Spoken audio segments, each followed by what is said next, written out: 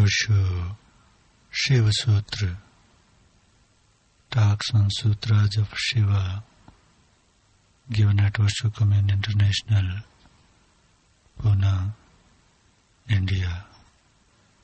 Discourse number 2.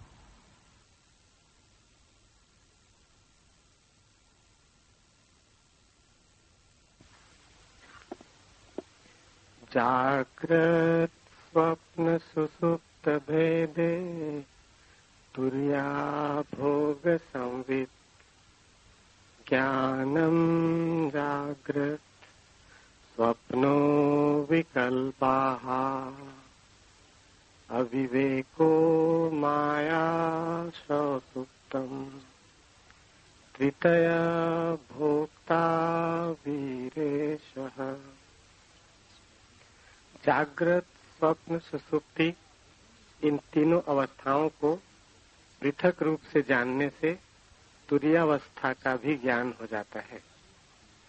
ज्ञान का बना रहना ही जागृत अवस्था है, विकल्प ही स्वप्न है। अविवेक अर्थात स्वबोध का अभाव मायामय सुसुप्ति है।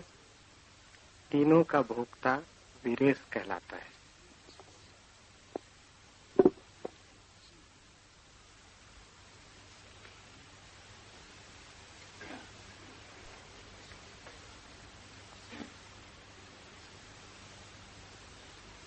जागृत, स्वप्न और सुसुप्ति, इन तीनों अवस्थाओं को पृथक रूप से जानने से तुरीयावस्था का भी ज्ञान हो जाता है। तुरीया है चौथी अवस्था। तुरीयावस्था का अर्थ है परम ज्ञान।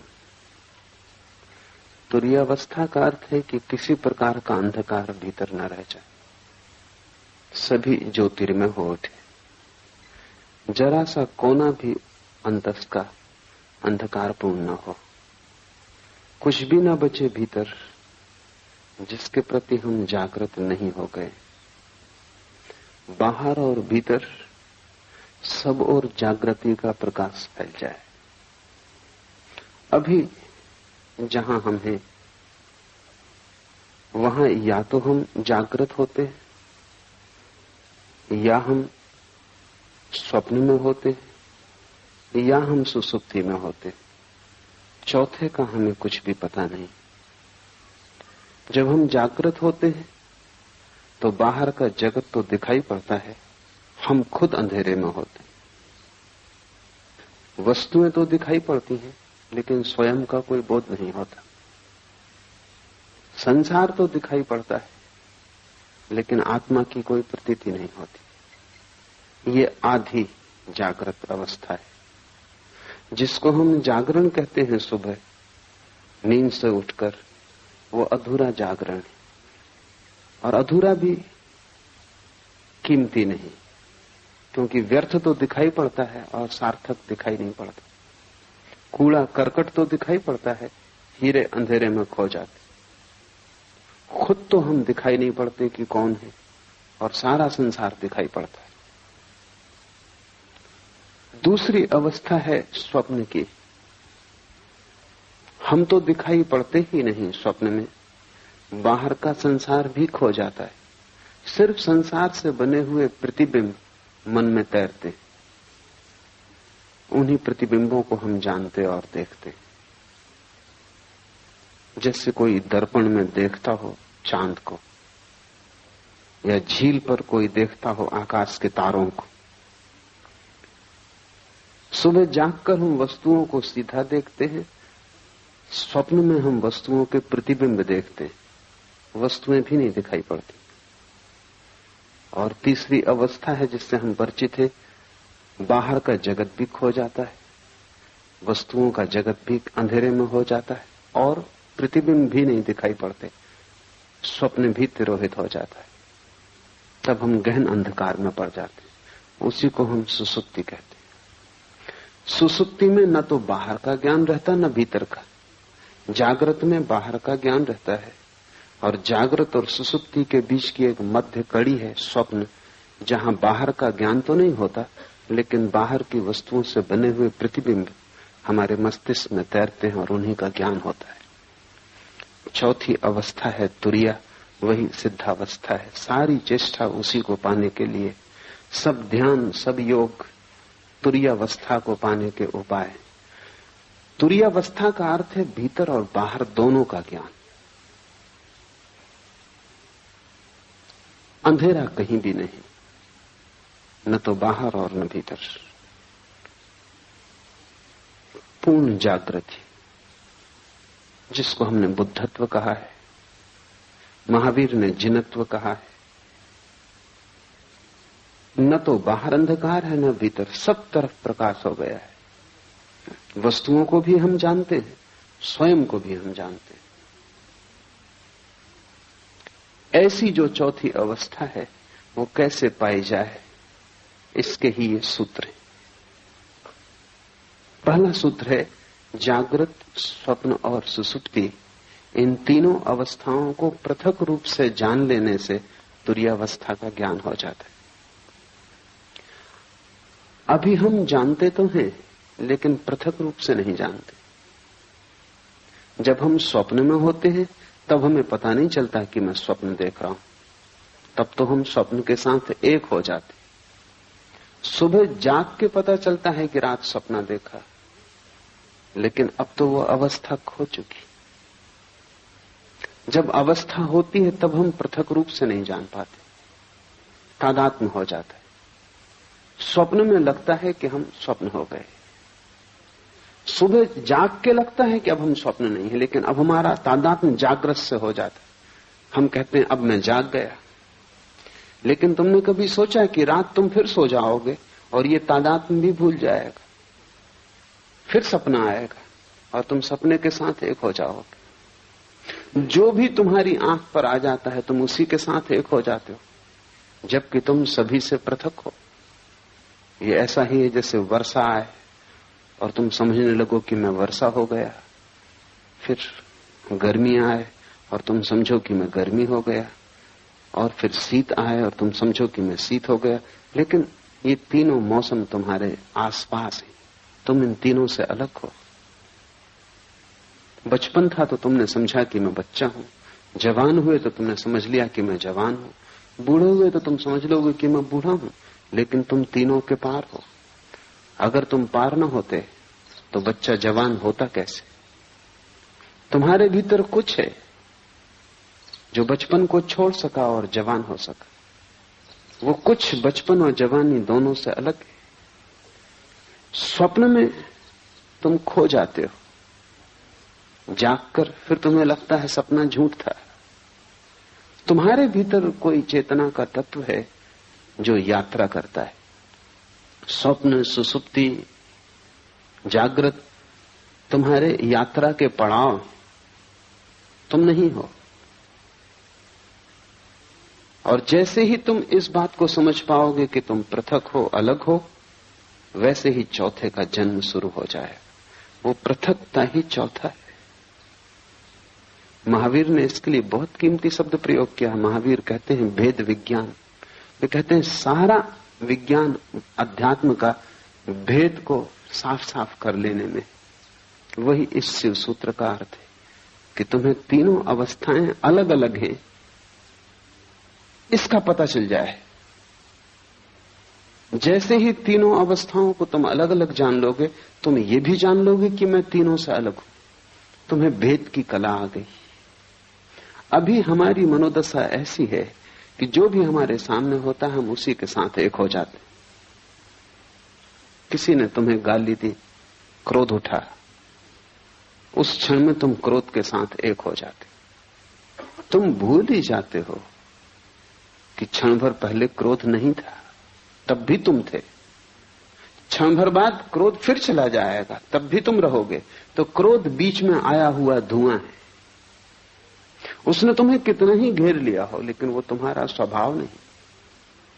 चिंता आती है तो चिंता का बादल घिर जाता है, सूरज छिप जाता है, तुम भूल ही जाते हो कि मैं पृथक हूं। सुख आता है तो तुम नाचने लगते हो, दुख आता है तो तुम रोने लगते हो। जो भी घटता है तुम उसी के साथ एक हो जाते हो। तुम्हें अपनी पृथकता का कोई बोध नहीं। इसे धीरे धीरे अलग करना सीखना होगा। हर स्थिति में अलग करना सीखना होगा। भोजन करते वक्त जानना कि जो भोजन कर रहा है वो शरीर है। भूख लगे तो जानना कि जिससे भूख लगी है वो शरीर है। मैं सिर्फ जानने वाला हूं। चेतना को कोई भूख लग भी नहीं सकती।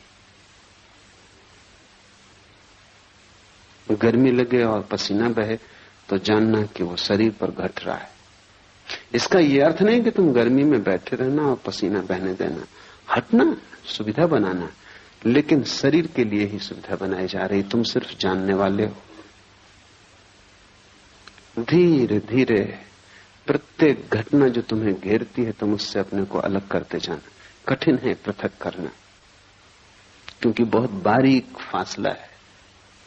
सीमा रेखा साफ नहीं, क्योंकि अनंत जन्मों में तुमने तादात्म्य करना ही सीखा है, तोड़ना नहीं सीखा है। तुमने हमेशा अपने को जोड़ना सीखा है स्थितियों के साथ। तुम तोड़ने की बात ही भूल गए। इसका नाम ही बेहोशी है, ये जो तुमने जोड़ना सीख लिया है। एक सुबह मुल्ला नसरुद्दीन अस्पताल में अपने मित्र के पास बैठा। मित्र ने आंख खोली और उसने कहा कि नसरुद्दीन क्या हुआ? मुझे कुछ याद भी नहीं आता। नसरुद्दीन ने कहा कि रात तुम जरा ज्यादा पी गए और फिर तुम खिड़की पे चढ़ गए और तुमने कहा कि मैं उड़ सकता हूं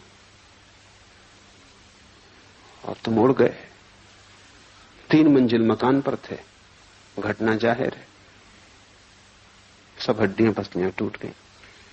मित्र ने उठने की कोशिश की और कहा कि नसरुद्दीन, और तुम वहां थे और तुमने ये होने दिया, और तुम किस तरह के मित्र हो? नसरुद्दीन ने कहा ये बात मत उठाओ। उस समय तो मुझे भी लग रहा था कि तुम ये कर सकते हो। यही नहीं, अगर मेरे पजामे का नाड़ा थोड़ा ढीला न होता तो मैं तुम्हारे साथ आ रहा था। वो तो कहां उड़ने में पजामा संभालूंगा, इसलिए मैं रुक गया और बच गया। तुम ही थोड़ी पी गए थे, मैं भी पी गया था। बेहोशी का अर्थ है जो भी चित्त में दशा आ जाए उसी के साथ एक हो जाना। शराबी को एक ख्याल आ गया कि उड़ सकता हूं, तो अब वो भेद नहीं कर सकता। सोचने के लिए जगह नहीं है, विवेक के लिए सुविधा नहीं है, इसी के साथ एक हो गया। तुम्हारा जीवन इसी शराबी जैसा है। माना कि तुम खिड़कियों से नहीं उड़ते और माना कि तुम अस्पताल में नहीं पाए जाते और हड्डियां नहीं तोड़ लेते, लेकिन बहुत गौर से देखोगे तो तुम अस्पताल में ही हो, तुम्हारी सब हड्डियां टूट गई, क्योंकि तुम्हारा पूरा जीवन एक रोग है और उस रोग में सिवाय दुख और पीड़ा के कुछ हाथ आता नहीं। सब जगह तुम गिरे हो, सब जगह तुमने अपने को तोड़ा है, और सारे तोड़ने के पीछे एक ही मूर्छा का सूत्र है कि जो भी घटता है तुम उससे फासला नहीं कर पाते। थोड़े दूर हटो।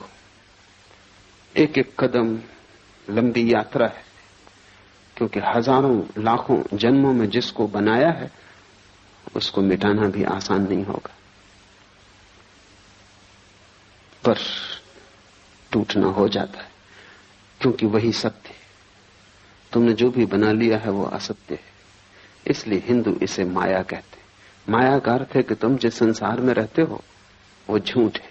इसका यह अर्थ नहीं कि बाहर जो वृक्ष है वो झूठ है और पर्वत जो है वो झूठ है और आकाश में चांद तारे हैं वो झूठ है। नहीं, इसका केवल इतना ही अर्थ है कि तुम्हारा जो तादात्म्य है वो झूठ है और उसी तादात्म्य से तुम जीते हो, वही तुम्हारा संसार है। कैसे तादात्म्य टूटे? तो पहले तो जागने से शुरू करो, क्योंकि वही थोड़ी सी किरण जागरण की है। स्वप्न से तो तुम कैसे शुरू करोगे? मुश्किल होगा।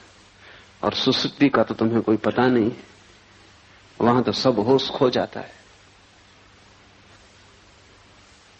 जागृत से शुरू करो। साधना शुरू होती है जागृत से, वो पहला कदम। फिर दूसरा कदम है स्वप्न और तीसरा कदम है सुसुप्ति। और जिस दिन तुम तीनों कदम पूरे कर लेते हो, चौथा कदम उठ जाता है। वो चौथा कदम है तुरीयावस्था, वो सिद्धावस्था है। जागृत से शुरू करो, क्योंकि वही रास्ता है, इसलिए उसको जागृत कहा है। वो जागृत है भी नहीं, क्योंकि कैसी जागृति जब तुम वस्तुओं में खोए हुए हो और अपने प्रति तुम्हें कोई भी होश नहीं। इसको क्या जागरण कहना, नाम मात्र को जागरण है, लेकिन इसको जागृत कहा है। ठीक जागृत तो हमने बुद्ध पुरुषों को कहा है, लेकिन ये जागरण है इस अर्थ में कि इसमें थोड़ी सी संभावना जागने की है। तो पहले तुम जागरण से शुरू करो। भूख लगे भोजन देना, लेकिन इस स्मरण को साधे रखना कि भूख शरीर को लगती है, मुझे नहीं। पैर में चोट लगे तो मलहम पट्टी करना, अस्पताल जाना, दवा लेना, लेकिन भीतर एक जागरण को साधे रखना कि चोट शरीर को लगी है, मुझे नहीं। इतने स्मरण को रखने से ही तुम पाओगे कि 99% पीड़ा तिरोहित हो गई। 99% पीड़ा इतना होश रखने से ही तिरोहित हो जाती कि जो चोट लगी है वो मुझे नहीं। इतना बोध भी तत्क्षण तुम्हारे दुख को विसर्जित कर देता है। 1% बची रहेगी, क्योंकि ये बोध पूरा नहीं है। जिस दिन बोध पूरा हो जाएगा उस दिन समग्र दुख विसर्जित हो जाता है। बुद्ध ने कहा है, जागृत पुरुष का दुख निरोध हो जाता। तुम उसे दुख नहीं दे सकते, तुम उसके हाथ पैर काट सकते हो, तुम उसकी हत्या कर सकते हो, तुम उसे आग में जला सकते हो, लेकिन दुख नहीं दे सकते, क्योंकि प्रतिपल जो भी घट रहा है वो उससे अलग है। तो जागने से शुरू करो। रास्ते पे चलना जरूर, लेकिन ध्यान रखना कि तुम नहीं चल रहे हो, शरीर ही चल रहा है। तुम कभी चले भी नहीं। तुम चलोगे कैसे? आत्मा का कोई पैर है कि वो चल सके? आत्मा का कोई पेट है कि उसे भूख लग सके? आत्मा की कोई भी वासना नहीं है, सभी वासना शरीर की। आत्मा निर्वासना है, इसलिए न चलती है न चल सकती है। तुम्हारा शरीर ही चल रहा है। इसे जब तक होश रहे संभालने की कोशिश करो। धीरे धीरे धीरे एक बड़ा अनूठा आह्लादकारी अनुभव होगा कि रास्ते पर तुम चलते हुए अचानक किसी दिन पाओगे कि तुम्हारे भीतर दो हिस्से हो गए, एक चल रहा है और एक नहीं चल रहा है, एक भोजन कर रहा है और एक नहीं भोजन कर रहा है। उपनिषद कहते हैं एक ही वृक्ष पर बैठे हैं दो पक्षी। ऊपर का पक्षी शांत है, न हिलता न डुलता, न रोता न हंसता, न आता न जाता, बस बैठा है शांत। नीचे का पक्षी बड़ा बेचैन, इस डाल से उस डाल पर उछलता है, इस फल को पकड़ता है, उसको पकड़ता है, बड़े सपने देखता है, बड़ी दौड़ धूप करता है। वो दोनों पक्षी तुम्हारे भीतर है।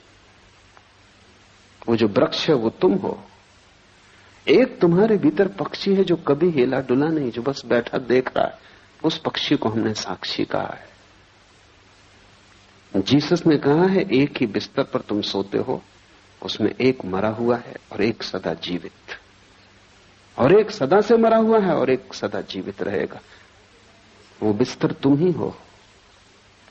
जब रात तुम बिस्तर पे सोते हो तो एक उसमें मुर्दा है और एक उसमें शाश्वत चैतन्य है।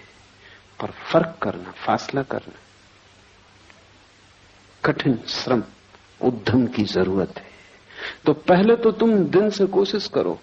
सुबह जब उठते हो, जब पहली किरण आती है होश की, तभी से तुम साधने की कोशिश करो।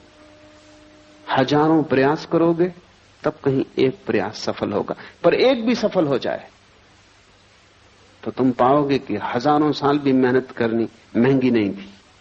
क्योंकि एक क्षण को भी तुम्हें यह पता चल जाए कि जो चल रहा है वो तुम नहीं, जो रुका है वो तुम हो, जो वासना से भरा है वो तुम नहीं, जो सदा निर्वासना है वो तुम हो, जो मरण धर्म है वो तुम नहीं, जो अमृत का स्रोत है वो तुम हो। एक क्षण को भी इसका पता चल जाए तो एक क्षण को भी तुम महावीर या बुद्ध हो जाओ या शिवत्व को उपलब्ध हो जाओ। तो तुमने महासंपदा का द्वार खोल लिया। फिर यात्रा सरल है। स्वाद के बाद यात्रा बड़ी सरल है। स्वाद के पहले ही सारी कठिनाई है। दिन से शुरू करो, और अगर तुमने दिन से शुरू किया तो तुम धीरे धीरे सफल हो जाओगे, स्वप्न में भी। गुरुजीएफ इस सदी का एक बहुत बड़ा गुरु, महागुरु, वो अपने साधकों को पहले तो दिन में होश रखना सिखाता था, फिर स्वप्न में होश रखना सिखाता था। तो उसकी प्रक्रिया थी कि जब तुम सोने लगो तब एक ही बात स्मरण रखो कि ये स्वप्न है। अभी स्वप्न शुरू नहीं हुआ, तुम अभी जागे हो, तभी से तुम ये सूत्र अपने भीतर दोहराने लगो कि जो मैं देख रहा हूं ये स्वप्न है। कमरे को चारों तरफ देखो और ये भाव मन में गहरा करो कि जो मैं देख रहा हूं ये स्वप्न है। बिस्तर को छुओ और ये भाव गहरा करो कि जो मैं छू रहा हूं ये स्वप्न है। अपने हाथ को ही अपने हाथ से स्पर्श करो और अनुभव करो कि जो मैं छू रहा हूं ये स्वप्न है। ऐसे भाव को करते करते तुम सो जाओ। ये भाव की सतत धारा तुम्हारे भीतर बनी रहेगी। कुछ ही दिनों में तुम पाओगे कि बीच स्वप्न में तुम्हें अचानक याद आ जाता है कि ये स्वप्न है, और जैसे ही याद आता है स्वप्न उसी क्षण टूट जाता है, क्योंकि स्वप्न के चलने के लिए मूर्छा जरूरी है। वो बिना मूर्छा के स्वप्न नहीं चल सकता। बीच स्वप्न में तुम्हें याद आ जाएगा ये स्वप्न है, और स्वप्न टूट जाएगा, और तुम इतने आनंद से भर जाओगे, उस आनंद को तुमने कभी जाना भी नहीं। नींद टूट जाएगी, स्वप्न बिखर जाएगा, और एक गहरा प्रकाश तुम्हें घेर लेगा। ज्ञानी पुरुष के स्वप्न तिरोहित हो जाते, क्योंकि नींद में भी वो स्मरण रख पाता है कि ये स्वप्न है। भारत ने इसके बड़े अनूठे प्रयोग किए। शंकर वेदांत में सारे जगत को माया की जो धारणा है वो इसी का एक प्रयोग है। सन्यासी को 24 घंटे स्मरण रखना है कि जो भी हो रहा है सब स्वप्न है। जागते भी, रास्ते से गुजरते, बाजार में बैठे हुए भी स्मरण रखना है कि जो भी है सब स्वप्न है। ये क्यों? ये एक प्रयोग है, एक प्रक्रिया है, एक विधि है। अगर तुमने 8 घंटे जागते में स्मरण रखा कि जो भी हो रहा है ये स्वप्न है, तो ये स्मरण इतना गहरा हो जाएगा कि जब रात स्वप्न भी चलेगा तब तुम वहां भी याद रख सकोगे, वहां भी तुम याद रख सकोगे कि ये स्वप्न। अभी तुम याद नहीं रख पाते। अगर ठीक से समझो तो अभी भी तुम उल्टे अर्थों में यही कर रहे हो। 24 घंटे जब तुम जागते हो तब तुम समझते हो जो भी देख रहा हूं ये सत्य है। इसी प्रतीति के कारण रात सपने को देख के भी तुम समझते हो कि जो मैं देख रहा हूं वो सत्य है, क्योंकि ये प्रतीति गहरी हो जाती। सपने से झूठा और क्या होगा। और तुमने कितनी बार रोज सुबह उठ के नहीं पाया कि सपना झूठा है, व्यर्थ है, लेकिन फिर दोबारा तुम सोते हो और फिर वही भूल होती।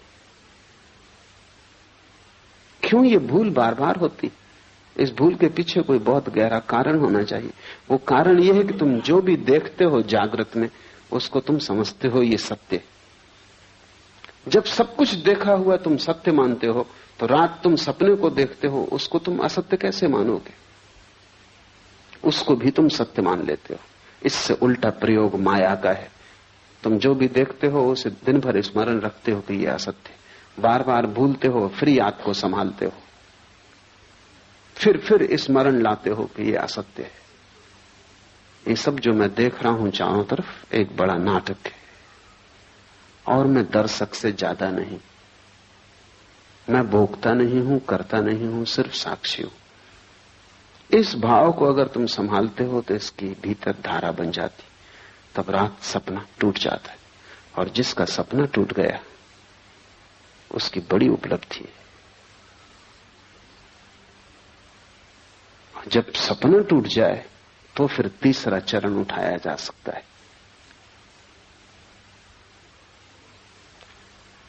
जब सपना टूट जाए तो फिर सुसुप्ति में होश रखने का चरण उठाया जा सकता है। लेकिन तुम्हें अभी बहुत कठिनाई होगी। सीधा उस प्रयोग को करना संभव नहीं, एक एक कदम उठाना पड़े। जब सपना टूट जाता है तब दृश्य कोई भी नहीं रह जाता। दिन में आंख खोल के तुम चलते हो, तुम कितना ही मानो कि जो देख रहे हो वो माया है, तो भी दृश्य तो बचेगा। तुम कितना ही, शंकर भी कितना ही कहते हो कि माया है, तो भी दीवाल से तो निकलेंगे नहीं, निकलेंगे तो दरवाजे से ही। कितना ही कहते हो सब माया है, कंकड़ पत्थर तो नहीं खाएंगे, खाएंगे तो भोजन ही। कितना ही कहते हो माया है, फिर भी तुम होगे तभी बोलेंगे, तुम नहीं होगे तो नहीं बोलेंगे। इसलिए बाहर के जगत के साथ तुम कितनी ही मान्यता को गहन कर लो कि ये माया है, बाहर का जगत तो बना रहेगा, मिट नहीं जाएगा।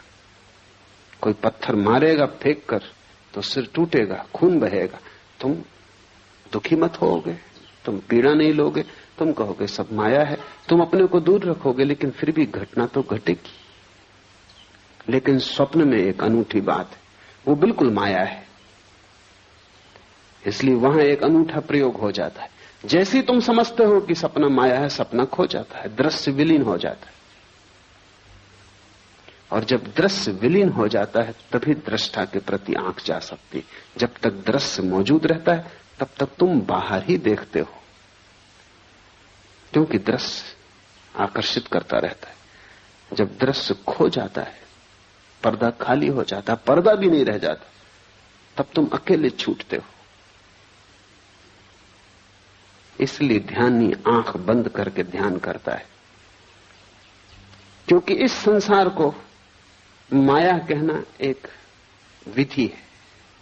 ये संसार वास्तविक है, ये तुम्हारे सोचने पर निर्भर नहीं।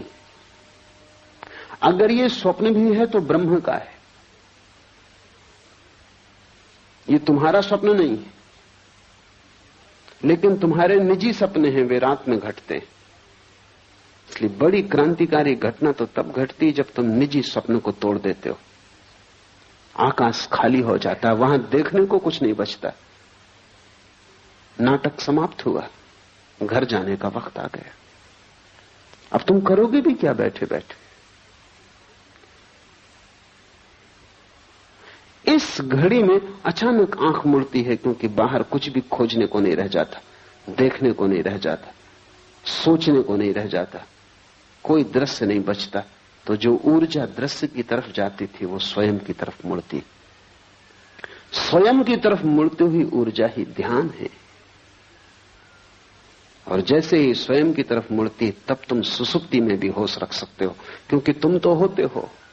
संसार नहीं होता सुसुप्ति में, स्वप्न नहीं होता सुसुप्ति में, क्योंकि तुम दोनों को देखने में अटके थे, इसलिए सुसुप्ति में बेहोशी रहती थी। अब तुम्हारी अटक टूट गई, अब दृश्य से तुम्हारा कोई संबंध न रहा। अब दृश्य के बिना भी तुम हो सकते हो। अब दिया जलता है, उसकी दिए को कोई फिक्र नहीं कि दिए के प्रकाश में कोई गुजरता है या नहीं गुजरता। अब तुम्हारा जीवन भीतर की तरफ मुड़ेगा, तब तुम सुसुप्ति में जाग जाओगे। स्वप्न के टूटने पर जो प्रयोग करने का है वो ये है कि जैसे ही स्वप्न टूट जाए आंख मत खोलना, क्योंकि आंख खोली तो जगत बाहर मौजूद है, फिर दृश्य मिल जाएगा। जब स्वप्न टूट जाए तो आंख मत खोलना, गौर से देखे चले जाना शून्य को। स्वप्न खो गया, जहां स्वप्न था अब वहां स्वप्न नहीं। तुम गौर से उस शून्य को देखे चले जाना। उस शून्य को देखने में ही तुम पाओगे कि तुम्हारी चेतना भीतर की तरफ मुड़ने लगी, अंतर्मुखी हो गई। तब तुम सुसुप्ति में भी जागे रहोगे। यही कृष्ण ने गीता में कहा है कि जब सब सो जाते हैं तब भी योगी जागता है। जो सबके लिए निद्रा है वो योगी के लिए निद्रा नहीं, वो सुसुप्ति में भी जागा हुआ है। और जब तुम तीनों को पृथक पृथक देख लेते हो तब तुम चौथे हो गए, अपने आप चौथे हो गए। तुरी का अर्थ है चौथा, द फोर्थ। उस शब्द का और कोई अर्थ नहीं, उसे कोई शब्द का अर्थ देने की जरूरत भी नहीं, बस चौथा कहना काफी है।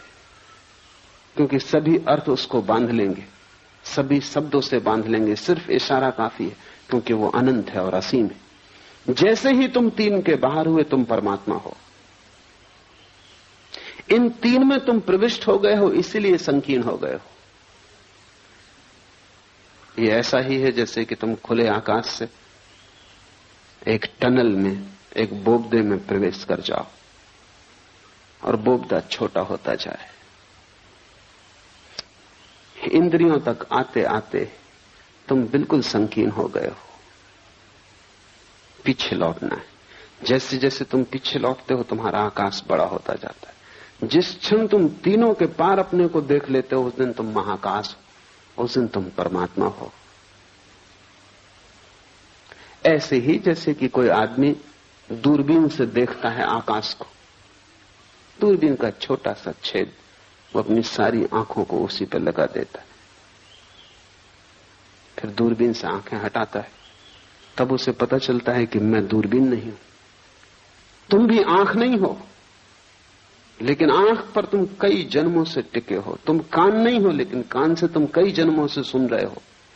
तुम हाथ नहीं हो, लेकिन हाथ से तुम कई जन्मों से छू रहे हो। बस तुम दूरबीन से बंध गए हो। तुम्हारी हालत वैसी हो गई जैसे किसी वैज्ञानिक को दूरबीन बंध गई हो। अब वो दूरबीन को आंख से बांधे हुए घूम रहा है। तुम उसको कितना ही कहो कि दूरबीन उतार के रखो, ये तुम नहीं हो, पर वो दूरबीन से ही देख सकता है और भूल ही गया है। ये विस्मृति है। इस विस्मृति को तोड़ने की प्रक्रिया है। जागृत से शुरू करो, सुसुप्ति पर पूर्ण होने दो। जागृत, स्वप्न और सुसुप्ति, इन तीनों अवस्थाओं को पृथक रूप से जानने से तुरीय अवस्था का भी ज्ञान हो जाता है। इसे शुरू करो और धीरे धीरे बढ़ते जाओ। जिस दिन तुम्हें गहरी नींद में होश रह जाए उस दिन जान लेना तुम में, बुद्ध में, महावीर में, शिव में अब कोई अंतर न रहा। लेकिन तुम उल्टा ही काम कर रहे हो। तुम जागरण में भी ठीक जागे हुए नहीं हो तो तुम सुसुप्ति में कैसे जागोगे? तुम यहां भी सोए हुए हो। तुम्हारा जागरण नाम मात्र को है। तुम्हें भ्रम पैदा होता है कि तुम जागे हो क्योंकि तुम काम चलाओ, काम निपटा लेते हो, साइकिल चला लेते हो, तुम सोचते हो तुम जागे हुए हो, कार चला लेते हो, तुम सोचते हो तुम जागे हुए हो। लेकिन तुमने कभी ख्याल किया कि ये सब ऑटोमेटिक हो गया है, यंत्रवत हो गया है। साइकिल चलाने वाला सोचता भी नहीं कि अब बाएं मुड़ना है, अब दाएं मुड़ना है। वो अपने मन में लगा रहता है। साइकिल बाएं मुड़ती, दाएं मुड़ती, वो अपने घर पहुंच जाता है। सोचना या होशपूर्वक चलने की कोई जरूरत नहीं, सब यंत्रवत हो गया, आदत हो गई, वो घर पहुंच ही जाता है। कार चलाने वाला चलाता जाता है, कोई जरूरत नहीं है उसको कि वो जागे। हम सब की जिंदगी एक रूटीन, एक बंधी हुई लीक पर घूमने लगती। जैसे कोल्हू के बैल चलते हैं ऐसे हम चलने लगते, उसी लीक पर रोज चलते हैं। किसी की लीक थोड़ी बड़ी, किसी की थोड़ी छोटी, किसी की थोड़ी सुंदर, किसी की थोड़ी कुरूप, लेकिन लीक होने में कोई फर्क नहीं है। तुम्हारी जिंदगी एक कोल्हू के बैल की भांति है। सुबह उठते हो, एक धारा चलती है, रात सो जाते हो, एक वर्तुल पूरा हुआ, फिर सुबह उठते हो, फिर वही। ये सब इतनी बार तुमने दोहराया है कि अब होश रखने की कोई जरूरत ही नहीं, ये बेहोशी में ही हो जाता है। समय पर भूख लग जाती है, समय पर नींद आ जाती है, समय पर उठ के तुम बाजार चल पड़ते हो। तुम पूरी जिंदगी को ऐसे सोए सोए एक वर्तुल में गुजार रहे हो। कब जागोगे? कब एक झटका दोगे अपने को? कब इस लीक से उठोगे? कब कहोगे कि मैं कोल्हू का बैल होने को राजी नहीं हूं?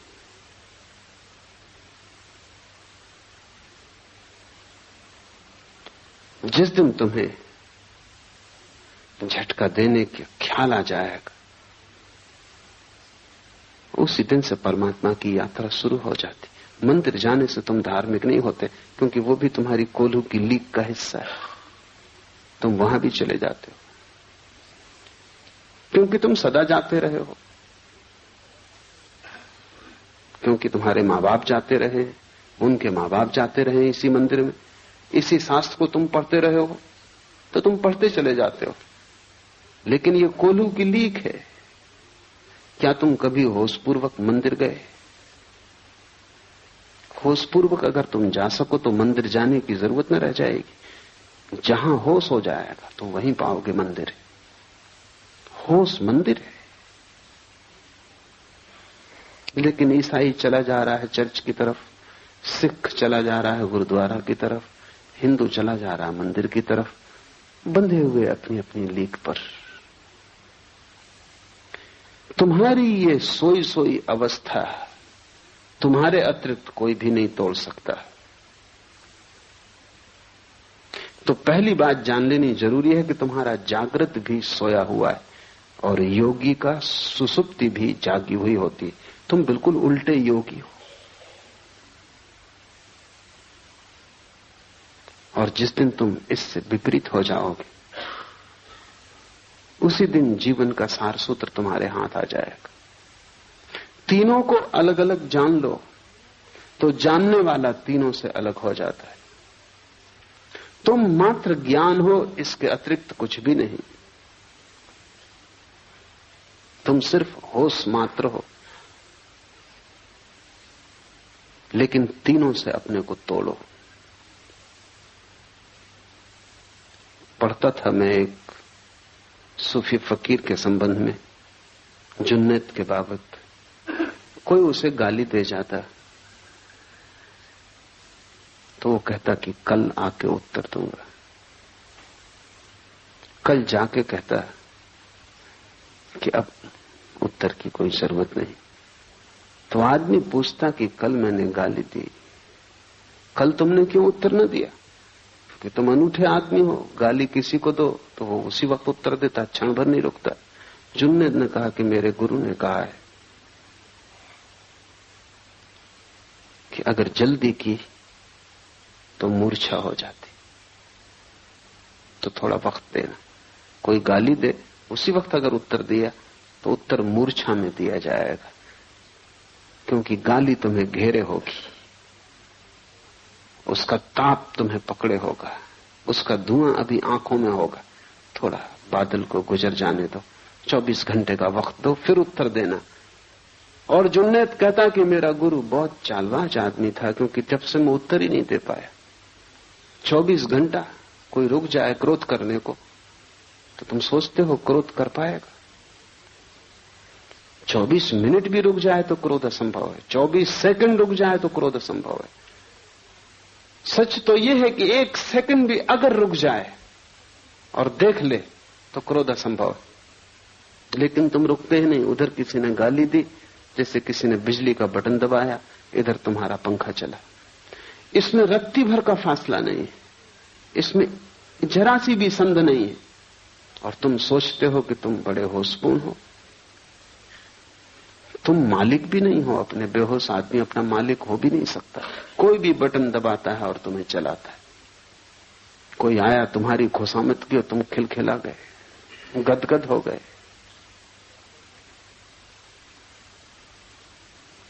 किसी ने तुम्हारा अपमान किया और तुम आंसुओं से भर गए। तुम मालिक हो अपने, या हर कोई तुम्हें चलाता है? और जो तुम्हें चला रहे हैं वो भी अपने मालिक नहीं, तुम गुलामों के गुलाम हो। और बड़ा मजा है कि सब एक दूसरे को चलाने में कुशल है और उनमें से एक भी होश में नहीं। इससे बड़ा और कोई अपमान नहीं हो सकता आत्मा का कि हर कोई तुम्हें चलाता है। मुल्ला नसरुद्दीन एक दफ्तर में काम करता था।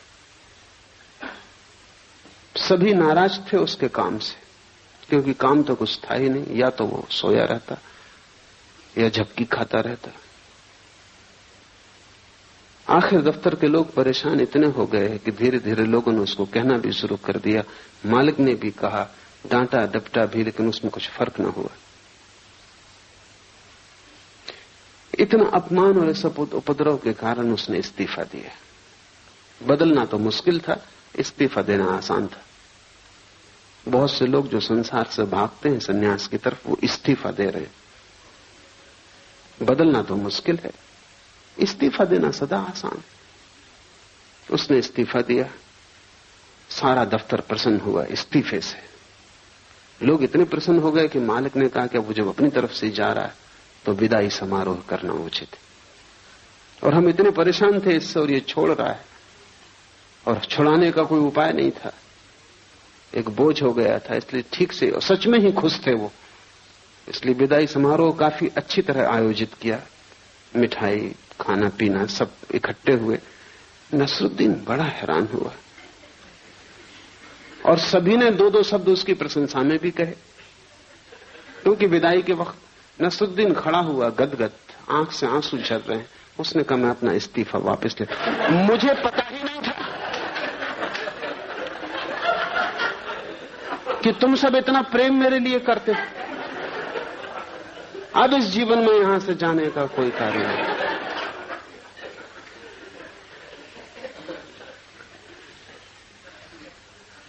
हम संचालित हो रहे हैं, और अक्सर यह होता है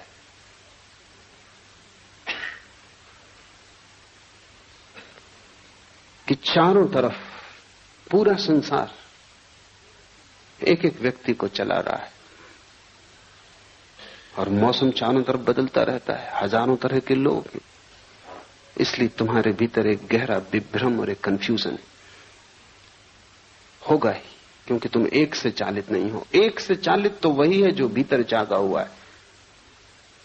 उसकी जिंदगी में एक स्पष्टता होगी, निर्भरता होगी, उसके जीवन में एक सफाई होगी, एक निर्णय होगा, उसके जीवन में एक दिशा होगी।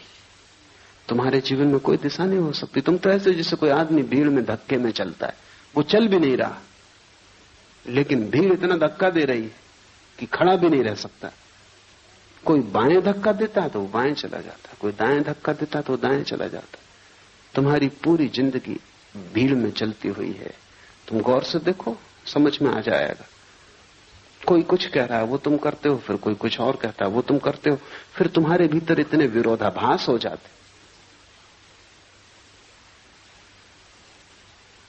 एक आदमी मेरे परिचित है, चोट लग गई थी, थोड़ी सी चोट थी, रिक्शा उलट गया था, फिर अस्पताल से भी छूट गए, फिर 6 महीने भी बीत गए, भले चंगे भी हो गए, लेकिन फिर भी वो अपनी बैसाखी। तो मैं उनको पूछा, कभी बैसाखी कब छोड़ोगे? कहते, छोड़ना तो मैं भी चाहता हूं, मेरा डॉक्टर कहता है बेकार है, लेकिन मेरा वकील कहता है अभी रखो, जब तक मुकदमा तय न हो जाए। तो किसकी सुनूं? तुम्हारा वकील कुछ कहता है, तुम्हारा डॉक्टर कुछ कहता है, पत्नी कुछ कहती, पति कुछ कहता, बेटा कुछ कहता, बाप कुछ कहता। चारों तरफ तुम्हें चलाने वाले मालिक, करोड़ों मालिक हैं, और तुम अकेले हो, और तुम सबकी सुनते हो। जो भी दबा देता है उसी की सुनते हो। तब तुम्हारे भीतर सब दरारें पड़ जाती हैं, खंड खंड हो जाता है व्यक्तित्व। जब तक तुम भीतर की न सुनोगे तब तक तुम अखंड नहीं हो सकते। मैं सन्यासी उसे कहता हूं जिसने भीतर की आवाज सुननी शुरू कर दी, और जब वो भीतर की आवाज पर सब दांव लगाने को राजी है। लेकिन भीतर की आवाज तुम्हें समझ में भी ना आएगी जब तक तुम बेहोश हो। तब तक अगर तुमने भीतर की आवाज समझी भी कि ये भीतर की है, तो वो भीतर की ना होगी, वो भी बाहर की आवाज होगी। बेहोश आदमी को भीतर की आवाज का क्या पता? नहीं तो दिल्ली में बैठे सभी राजनीतिक अंतरात्मा की आवाज की बात करते हैं। इंदिरा, गिरी, अंतरात्मा की आवाज। अंतरात्मा का पता कैसे सोए हुए आदमी को? कौन सी आवाज अंतरात्मा की तुम्हें कैसे पता? जो भी आवाज तुम्हारी वासनाओं को तृप्त करती मालूम पड़ती, अंतर्वासना की आवाज, उसे तुम अंतरात्मा की आवाज कहते हो। सिर्फ जागे हुए आदमी के भीतर कोई आवाज होती, और वो आवाज तुम्हें मिल जाए तो तुम्हारे जीवन में सब जो कलुष है, वो जो उपद्रव है, वो 1000 तरह के विक्षिप्त स्वर है, कि तुम एक भीड़ हो गए हो, एक व्यक्ति नहीं। तुम एक बाजार की तरह हो जिसमें सब चल रहा है। बंबई का शेयर बाजार हो तुम, सब चल रहा है, कुछ समझ में नहीं आता। कोई नए आदमी को तो समझ में नहीं आया कि तुम क्या हो। कोई कुछ चिल्ला रहा है, कोई कुछ चिल्ला रहा है, सब तरह की आवाजें, तुम्हारी आवाज बिल्कुल खो गई। तुरीय अवस्था का अर्थ है आत्मा को पहचानना, और इन तीन से तुम अपने को तोड़ो तो ही तुम आत्मा को पहचान सकोगे। छोटे छोटे प्रयोग शुरू करो। क्रोध आए, रुको, जल्दी क्या है। घृणा आए, थोड़ा रुको, थोड़ा संधि काल चाहिए। जब ही उत्तर दो जबकि तुम होश में आ जाओ, उसके पहले उत्तर मत दो। और तुम पाओगे तुम्हारी जिंदगी से पाप खोना शुरू हो गया, गलत अपने आप विसर्जित होने लगा। तुम अचानक पाओगे कि अब क्रोध का उत्तर देने की कोई जरूरत न रही। यह भी हो सकता है कि जिसने तुम्हारा अपमान किया था तुम उसे धन्यवाद देने भी जाओ, क्योंकि उसने भी तुम्हारा उपकार किया है, तुम्हें एक जागने का मौका दिया है। कबीर ने कहा है, निंदक नीरे राखिए आंगन कुटी छबाए। वो जो तुम्हारी निंदा कर रहा है उसे तुम पास में ही संभाल के इंतजाम कर दो, उसको घर में ही ठहरा लो, क्योंकि वो तुम्हें जागने का मौका देगा। जो तुम्हें मूर्छित होने का मौका देता है, अगर तुम चाहो तो उसी मौके को तुम जागरण की भी सीढ़ी बना सकते हो। जिंदगी ऐसे है जिससे रास्ते पे एक बड़ा पत्थर पड़ा हो। जो ना समझे वो पत्थर को देखते लौट जाते हैं, वो कहते हैं रास्ता बंद है। जो समझदार है वो पत्थर पे चढ़ जाते, वो उसको सीढ़ी बना लेते, और जैसे ही सीढ़ी बना लेते हैं और भी ऊपर का रास्ता उन्मुक्त हो जाता है। साधक के लिए एक ही बात स्मरण रखनी है कि जीवन का हर क्षण जागृति के लिए उपयोग कर लिया जाए। चाहे भूख हो, चाहे क्रोध हो, चाहे काम हो, चाहे लोभ हो, हर स्थिति को जागरण के लिए उपयोग कर लिया जाए।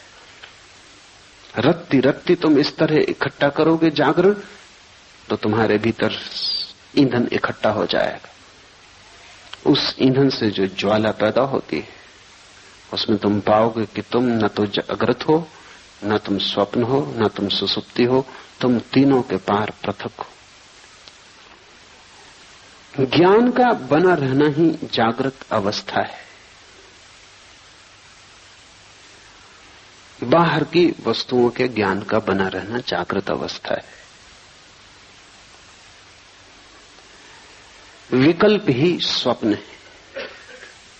मन में विचारों का तंतुजाल, विकल्पों का, कल्पनाओं का फैलाव स्वप्न है। अविवेक अर्थात स्वबोध का अभाव सुसुप्ति है। ये तीन अवस्थाएं हैं जिनमें हम गुजरते हैं। लेकिन जब हम एक से गुजरते हैं तो हम उसी के साथ एक हो जाते हैं। जब हम दूसरे में पहुंचते हैं तो हम दूसरे के साथ एक हो जाते हैं। जब हम तीसरे में पहुंचते हैं तो तीसरे के साथ एक हो जाते हैं। इसलिए हम तीनों को अलग अलग नहीं देख पाते। अलग देखने के लिए थोड़ा फासला चाहिए, परिप्रेक्ष्य चाहिए। अलग देखने के लिए थोड़ी सी जगह चाहिए। तुम्हारे और जिसे तुम देखते हो दोनों के बीच में थोड़ा रिक्त स्थान चाहिए। तुम आईने में भी अगर बिल्कुल सिर लगा के खड़े हो जाओ तो अपना प्रतिबिंब न देख पाओगे, थोड़ी दूरी चाहिए। और तुम इतने निकट खड़े हो जाते हो जागृत के, स्वप्न के, सुसुप्ति के, कि तुम बिल्कुल एक ही हो जाते हो। तुम उसी के रंग में रंग जाते हो। और ये दूसरे के रंग में रंग जाने की आदत हमारी इतनी गहन हो गई है कि हमें पता भी नहीं चलता, और इसका शोषण किया जाता है। अगर तुम हिंदू हो और तुमसे कहा जाए कि मस्जिद खड़ी है, इसमें आग लगा दो, तुम 1000 बार सोचोगे, विचार करोगे कि ये क्या उचित है। और मस्जिद भी उसी परमात्मा के लिए समर्पित है। ढंग होगा और सीढ़ी का रंग होगा और रास्ते की व्यवस्था होगी और, लेकिन मंजिल वही है। लेकिन हिंदुओं की एक भीड़ मंदिर मस्जिद को आग लगाने जा रही हो, तुम उस भीड़ में हो, तब तुम नहीं सोचते, क्योंकि तुम भीड़ के रंग में रंग जाते हो। तब तुम मस्जिद को जला दोगे। और बाद में कोई अगर तुमसे पूछेगा कि तुम ये कैसे कर सके, तो तुम भी सोचोगे और कहोगे कि आश्चर्य है कि मैं कैसे कर सका। अकेले तुम ये ना कर पाते, लेकिन भीड़ में तुम क्यों खो गए? क्योंकि खोने की तुम्हारी आदत है। कोई मुसलमान इतना बुरा नहीं है अकेले में जितना भीड़ के साथ बुरा होता है। कोई हिंदू इतना बुरा नहीं है अकेले में जितना भीड़ के साथ बुरा होता है। किसी अकेले आदमी ने इतने पाप नहीं किए जितने भीड़ ने पाप किए। क्यों? क्योंकि भीड़ तुम्हें रंग देती है, तुम भीड़ के रंग में एक हो जाते। अगर भीड़ क्रोध से भरी है, तुम अचानक पाते हो तुम्हारे भीतर क्रोध जग रहा है। अगर भीड़ रो रही है, चीख रही, चिल्ला रही, तो तुम रोने, चीखने, चिल्लाने लगते हो। अगर भीड़ प्रसन्न है, तुम अपना दुख भूल जाते हो और प्रसन्न हो जाते हो। ख्याल करो, तुम किसी के घर गए हो, कोई मर गया है, वहां अनेक लोग रो रहे हैं, अचानक तुम पाते हो तुम्हारे भीतर भी रुदन उठा आ रहा है। शायद तुम सोचते होगे कि तुम बड़े करुणावान हो, शायद तुम सोचते हो कि तुम बड़ी दया और प्रेम से भरे हुए व्यक्ति हो, शायद तुम सोचते हो कि सहानुभूति के कारण ये आंसू आ रहे हैं, तो तुम गलती में हो। क्योंकि घर भी तुमने ये खबर सुनी थी कि वो आदमी मर गया, तब तुम्हें कुछ भी न हुआ था, क्योंकि तुम अकेले थे। तब तुमने सोचा होगा कि ठीक है, मरना जीना लगा ही रहता है। बजाय इसके कि आदमी मर गया, इससे तुम्हें दुख होता, तुम्हें यही झंझट आई होगी कि अब जाना पड़ेगा और संवेदना प्रकट करनी पड़ेगी। और 25 दूसरे काम थे, अब एक और उपद्रव बीच में आ गया। और ये आदमी था ही ऐसा, बेवक्त मरा। कोई वक्त था आज मरने का? ये तुम्हारे विचार रहे होंगे। लेकिन तुम जब घर में पहुंचोगे और वहां तुम लोगों को रोते देखोगे, भीड़ जब वहां दुखी हो रही होगी, तुम अचानक पाओगे तुम्हारे भीतर भी बड़े भाव उठ।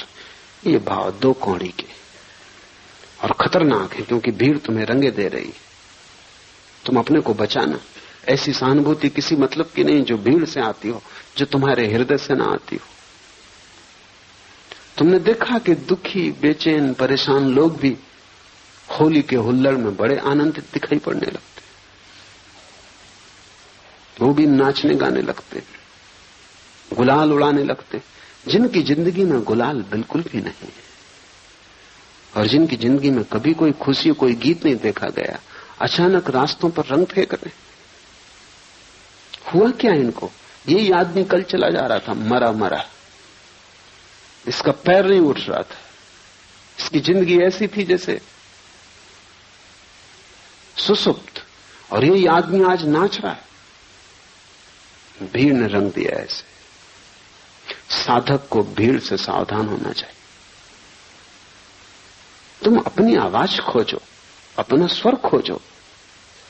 भीड़ तुम्हें सदा से धक्के दे रही है और तुम भीड़ के साथ, जो भीड़ तुम्हें बनाती है वही तुम हो जाते हो। ये क्यों हो पाता है? ये इसलिए हो पाता है कि तुम पृथकता अपनी अनुभव नहीं करते, और जहां भी तुम्हें अपनी पृथकता खोने का मौका मिलता है, तुम तत्क्षण खो देते हो। तुम उधार बैठे हो कि कहीं भी डूब जाओ। नींद आई तो नींद में डूब गए, जागृत आया तो जागृत में डूब गए, स्वप्न आया तो स्वप्न में टूट गए। लोग दुखी हैं तो तुम दुखी हो गए, लोग सुखी हैं तो तुम सुखी हो गए। तुम हो या सिर्फ तुम एक डूबने का बिंदु हो? तुम्हारा कोई अस्तित्व है, तुम्हारा कोई केंद्र है। उस केंद्र का नाम ही आत्मा है। अपने अस्तित्व को जगाओ, डूबने से बचो। इसलिए सारे धर्म शराब के विरोध में। शराब में ऐसी कोई खराबी नहीं, लेकिन सभी धर्म विरोध में। कारण कुल इतना ही है कि वो डूबने का रास्ता है। सभी धर्म जगाने के पक्ष में, और जो आदमी शराब पी रहा है वो डूब रहा है। जो जो चीजें डुबाती हैं तुम्हें, जिन जिन चीजों से तुम और भी ज्यादा मूर्छित होते हो, तुम वैसे ही काफी मूर्छित हो। रत्ती भर तुम में जरा सा होश है, तुम उसी को भी खोने के लिए तैयार रहते हो। और आश्चर्य की बात तो यह है कि जब भी तुम उसे खो देते हो तभी तुम प्रसन्न होते हो। तुम जैसा मूल खोजना असंभव है, क्योंकि जब तुम उसे खो देते हो तभी तुम कहते हो कि बड़ा आनंद है। क्यों? क्योंकि वो जो थोड़ा सा होश है वो तुम्हें जिंदगी की समस्याओं को देखने में सहायता देता है, वो तुम्हें जिंदगी के प्रति चैतन्य बनाता है और चिंता से भरता है। वो तुम्हें होश से भरता है कि तुम होश में नहीं हो। वो जो छोटा सा तुम्हारे भीतर किरण है वो तुम्हारे अंधकार को प्रकट करती है जो कि गहन है। तुम उस किरण को भी बुझा देना चाहते हो कि न रहेगी किरण, न रहेगा बांस, न बजेगी बांसुरी, न रहेगी किरण, न अंधेरे का पता चलेगा। क्योंकि उस किरण की वजह से अंधेरा पता चलता। हटाओ इस किरण को, पी लो शराब, डूब जाओ किसी भीड़ के उपद्रव में, राजनीति में, इसमें उसमें, कहीं भी अपने को लगा दो ताकि तुम अपने को भूल जाओ। पश्चिम के मनोवैज्ञानिक लोगों को कहते हैं कि तुम अगर अपने को भुला सको तो ही तुम स्वस्थ रह सकोगे, और पूरब के धर्म गुरुओं ने कहा है कि तुम अपने को जगा सको तो ही तुम स्वस्थ हो सकोगे। बड़ी उल्टी बातें, लेकिन दोनों बातें सार्थक हैं। पश्चिम का मनोवैज्ञानिक तुम जैसे हो उसको स्वीकार करता है। तुम जैसे हो ऐसे ही तुम रह सको, जी सको, किसी तरह गुजार सको जिंदगी, उसमें सहायता पहुंचाता है। वो ठीक कह रहा है। वो कह रहा है किसी तरह अपने को बुला दो। ज्यादा चैतन्य खतरनाक है, क्योंकि तुम चिंता से भर जाओगे, क्योंकि तब तुम्हें सब चीजें दिखाई पड़नी शुरू हो जाएंगी और कुछ भी ठीक नहीं है इस जिंदगी में, सब गड़बड़ है, सब अस्त व्यस्त है। तो बेहतर तुम आंख बंद कर लो, प्रसन्न रहो। क्या जरूरत है इस सारे समस्या को देखने की? लेकिन पूरब के धर्मगुरु तुम्हें स्वीकार नहीं करते। वो कहते हैं तुम तो रुग्ण हो, तुम तो विक्षिप्त हो ही, तुम्हें पहले शांति की जरूरत नहीं है। कोई चिंता नहीं अगर चिंता बढ़े और तुम्हारे भीतर बेचैनी आए, कोई हर्ज नहीं, क्योंकि उसी के द्वारा तुम बदलोगे, क्रांति होगी। ये तो ऐसा है जैसे एक आदमी कैंसर से पड़ा है और हम कुछ भी नहीं कर सकते, तो हम उसको मार्फिया देते हैं कि तुम अपना आराम से तो पड़े रहो। लेकिन पूरब के धर्मगुरु कहते हैं मार्फिया से जीवन क्रांति नहीं होती। जगाओ, रूपांतरण हो सकता है, और आदमी जैसा है ये उसकी अंतिम अवस्था नहीं, ये उसकी प्रथम अवस्था तक नहीं। ये तो यात्रा के बिल्कुल बाहर ही खड़ा है, द्वार के। अभी इसने भीतर प्रवेश भी नहीं किया। महा आनंद की संभावना है, लेकिन तुम जैसे हो सोए, इससे महा आनंद नहीं होगा। सुख और आनंद का फर्क समझ लो। सुख उस अवस्था का नाम है जब तुम्हारे भीतर जो छोटी सी किरण जाग गई है वो भी सो जाती, तब तुम्हें कोई दुख पता नहीं चलता। आनंद उस अवस्था का नाम है जब तुम्हारे भीतर जो छोटी सी किरण है वो महासूर्य हो जाती और अंधकार पूरा खो जाता है। सुख नकारात्मक, निगेटिव है, दुख का पता न चलना। तुम्हारे सिर में दर्द है, एस्प्रो की टिकिया सुख है, आनंद नहीं, क्योंकि एस्प्रो की टिकिया तुम्हें सिर्फ दर्द पता नहीं चलने देती, वो तुम्हें बेहोशी दे देती। तुम बीमार हो, तुम परेशान हो, जिंदगी चिंता से भरी है, तुम शराब पी लेते हो, फिर सब ठीक है। दुखी शराबी जाता है शराब घर की तरफ, लौटता है नाचता गाता। तुम्हारी जो छोटी सी प्रकाश की किरण है उसे खोकर तुम सुख खरीदते हो, उससे तुम्हें आनंद कभी भी न मिलेगा, क्योंकि सुख सिर्फ दुख का भूल जाना है, विस्मरण, और आनंद आत्मा का स्मरण है, वो भूल जाना नहीं है, वो पूरी स्मृति है। कबीर ने उसे सुरति कहा है, वो पूर्ण स्मरण है। ये सूत्र तुम्हें पूर्ण स्मरण की तरफ ले जाएंगे। तो ध्यान रखना, जो चीज बेहोश करती हो उससे बचना। और बेहोश करने के इतने सुगम उपाय हैं कि तुम्हें पता भी नहीं, तुम उनमें इतने ज्यादा ग्रस्त हो गए हो कि तुम्हें ख्याल भी नहीं। एक आदमी खाने के पीछे पागल है, वो खाते ही रहता है, तुम्हें ख्याल नहीं है कि वो खाने से शराब का उपयोग कर रहा है। ज्यादा भोजन निद्रा लाता है, ज्यादा भोजन सुसुप्ति देता है। इसलिए अगर किसी दिन तुमने उपवास किया तो रात तुम सो ना सकोगे, क्योंकि भोजन की एक अपनी तंद्रा है। तो जो आदमी 24 घंटे खाने में लगा है, वो खाने के माध्यम से बेहोशी खोज रहा है। एक आदमी महत्वाकांक्षा की यात्रा में लगा है, वो कहता है कि जब तक करोड़ रुपए न हो तब तक मैं रुकने वाला नहीं। तब तक वो दीवाने की तरह लगा है, सुबह हो, रात हो, दिन हो, अंधेरा हो, उजेला हो, कुछ फिक्र नहीं। उसके मन में एक गणित चल रहा है, 1 करोड़। उस एक गणित के प्रति समर्पित है, उसे कोई चिंता नहीं घेरती, उसे कोई चिंता नहीं, बस उसको 1 करोड़। उसको चिंता उस दिन घेरेगी जब 1 करोड़ पाने में सफल हो जाए। तब अचानक वो पाएगा कि बेकार गए, अब क्या करना है।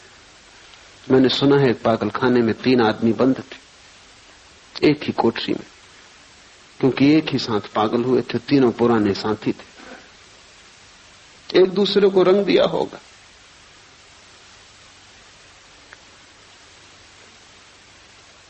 एक मनोवैज्ञानिक उनका अध्ययन करने आया था, तो उसने पागलखाने के डॉक्टर को पूछा कि इसमें नंबर 1 की क्या तकलीफ है।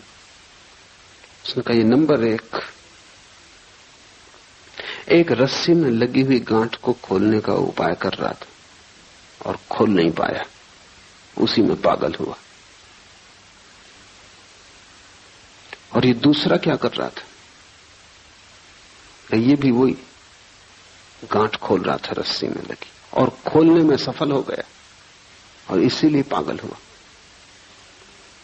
वो मनोवैज्ञानिक थोड़ा हैरान हुआ। उसने कहा, ये तीसरे सज्जन? उसने कहा, ये वो सज्जन है जिनने गांठ लगाई थी।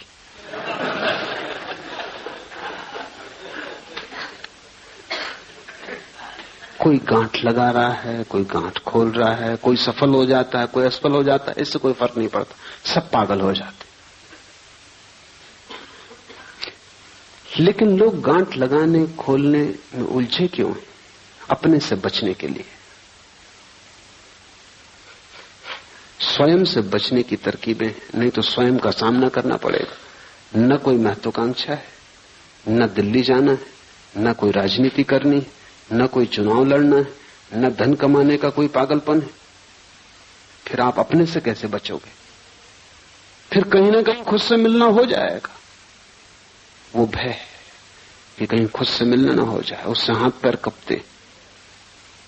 तुम सुनते हो बहुत कि आत्मा को जानो, लेकिन अगर तुम खुद को समझोगे तो तुम आत्मा को जानने से बचने के सब उपाय करते हो। कहते हैं बुद्ध पुरुष कि आत्मा को जानने से महा आनंद की वर्षा होती, अमृत बरसता है। कबीर कहते हैं कि बादल गरजते हैं अमृत के और अमृत बरसता है। लेकिन ये घटना बहुत अंत में घटती, पहले तो बहुत दुख से गुजरना पड़ता है। क्योंकि तुमने जितने धोखे दिए हैं जिंदगी में, अनंत जन्मों में, उन सब धोखों को तोड़ना पड़ेगा। और हर धोखे के तोड़ने में दुख होता है, हर धोखे को तोड़ने में दुख होता है। क्योंकि धोखे ने एक मधुरता दी थी, एक नींद दी थी, एक बेहोशी दी थी। अब उसको तोड़ो, और बिना उनको तोड़े तुम पहुंच ना पाओगे उस जगह जहां आकाश अमृत के बादलों से भर जाता है और जहां आनंद की वर्षा होती। वो बीच का मार्ग ही तपश्चर्या है। जागने से शुरू करो तुम्हारे तप को, फिर स्वप्न में ले जाओ, फिर सुसुप्ति में ले जाओ। विकल्प स्वप्न है, चित्त का विकल्पों से भरे रहना स्वप्न की दशा है। तो ये मत सोचना कि तुम रात में ही सपना देखते हो, तुम दिन में भी देखते रहते हो। जरूरी नहीं कि तुम यहां बैठे हो तो तुम यहां बैठे हो सकता है तुम मुझे सुन भी रहे हो और सपना भी देख रहे हो।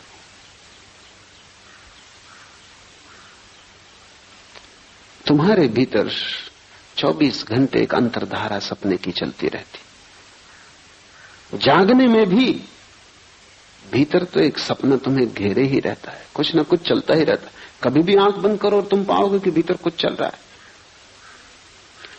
ये हालत ऐसी है जैसे दिन में, रात में तो आकाश में तारे दिखाई पड़ते हैं, दिन में दिखाई नहीं पड़ते क्योंकि सूरज के प्रकाश में ढक जाते। इससे तुम ये मत समझना कि खो जाते, वो अपनी जगह है, खोएंगे कहां, जाएंगे कहां। तुम किसी गहरे कुएं में चले जाना और गहरे कुएं में से खड़े होकर दिन में देखना तो तुम्हें तारे आकाश में दिन में भी दिखाई पड़ जाएंगे, क्योंकि तारों को देखने के लिए अंधेरा चाहिए। सूरज की रोशनी की वजह से तारे दिखाई नहीं पड़ते। यही हालत स्वप्न की है। रात में ही सपने दिखाई पड़ते हैं ऐसा नहीं है, लेकिन रात का अंधकार चाहिए, आंख बंद हो तो दिखाई पड़ते। दिन में आंखें खुली हैं, 25 और काम करने जरूरी हैं। सपने तो भीतर बने रहते हैं, दिखाई नहीं पड़ते। दिन में भी तुम अगर आराम कुर्सी पर आंख बंद करके बैठ जाओ, तत्क्षण दिवा स्वप्न शुरू हो जाएगा। वो चल ही रहा था, वो भीतर चलता ही रहता है, उसका एक अंतर सूत्र है। इस अंतर सूत्र को तोड़ना बहुत जरूरी, क्योंकि दिन में तुम तोड़ सको तो रात में तोड़ पाओगे, दिन में ही न तोड़ सके तो रात में कैसे तोड़ोगे। सभी मंत्रों का उपयोग इस अंतर सूत्र को तोड़ने के लिए किया जाता है।